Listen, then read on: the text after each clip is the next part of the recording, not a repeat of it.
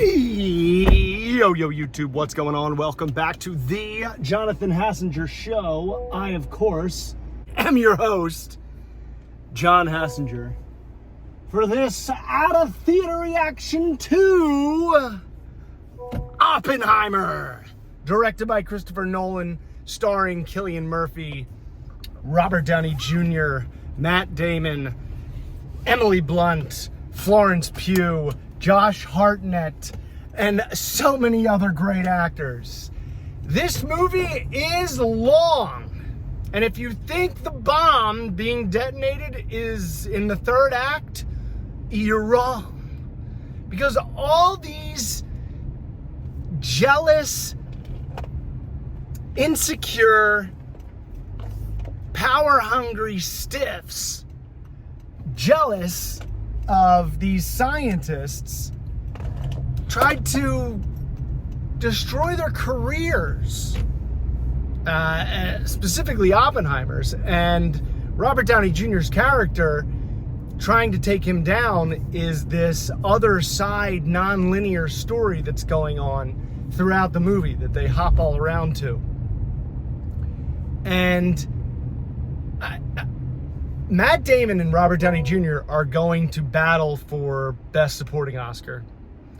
Cillian Murphy, if he doesn't win, you need to show me the movie with the actor who will, or who does, because he is unbelievable.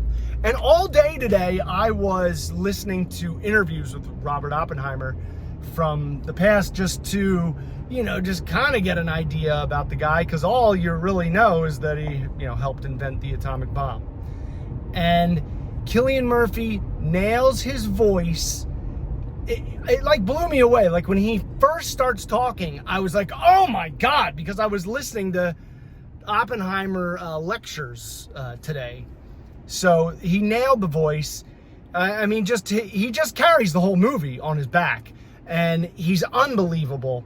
Robert Downey Jr. is, like, there are lulls in the movie, I would say, maybe some, maybe just dips where you're kind of like, all right, like we all are waiting for specific moments in the story that we all know.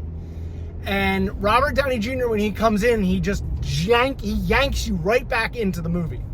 Like I said earlier, Matt Damon, I'm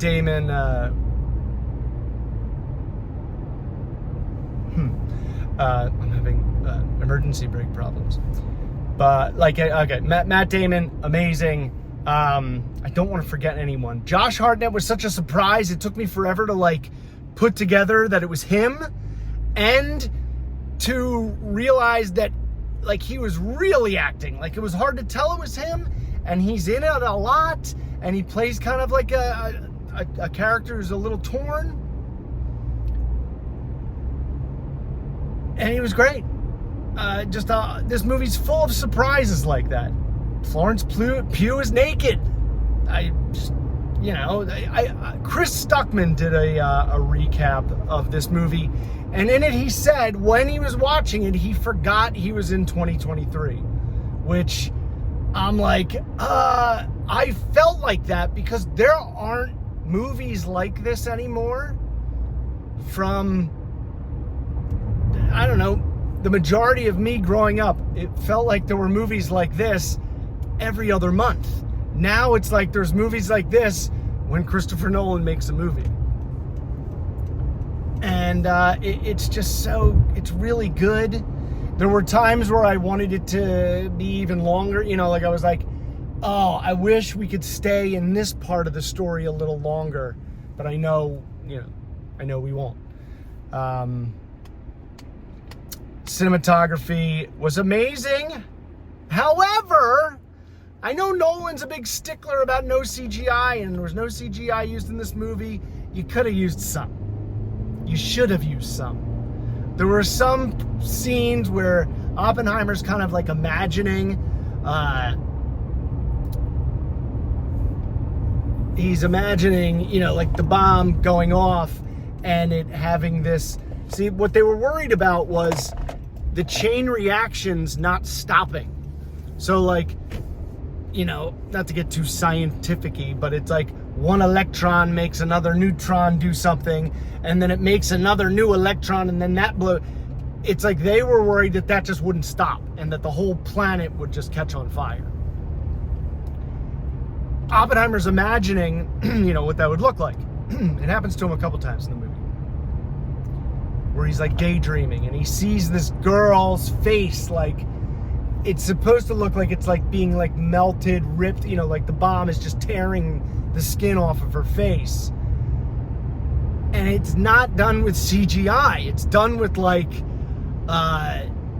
it looks like they hung like a plastic bag off of this girl's face and then held a fan in front of her. And it kind of like was supposed to look like her skin coming off. It's the nittiest of nitpicks. It was great. It's a good movie. It's not my favorite Christopher Nolan movie. I don't think it's in the top 2 or 3. But as far as performance, as far as cinematography, as far as the score, as far as the screenplay, as far as the script, it's just top-notch stuff. And there are few movies today that can check all those boxes. I definitely recommend it. Like I said, it's 3 hours. The theater I normally go to, it was sold out. And they have the reclining, you know, they have the nice chairs. So I had to like, you know, I had to downgrade. I had to go to a Cinemark. That's right, my Paragon was sold out. I had to go to Cinemark. Ugh. So my back is sore. So a 3-hour movie, towards the end, I was getting a little, you know, I had to sit and adjust. So go to a comfortable theater. If you can see it in IMAX, definitely see it in Dolby. And try not to sit on the far right or the far left. Try to sit in the middle, because one speaker and the sound is so, you know, intertwined in it all that one of your eardrums will get blown out if you're too far to the right and or left. If you guys have seen it, let me know what you think in the comments section below. If you're gonna go see it, let me know when. And if you're not interested, tell me why. In closing, I just love basically the story of the atomic bomb. Is the Nazis tried to eliminate a race of people. The smartest versions of those people got together, made a bomb, and made them stop doing it. It's unbelievable. The Jews, the smartest Jews, made a bomb to stop all the war.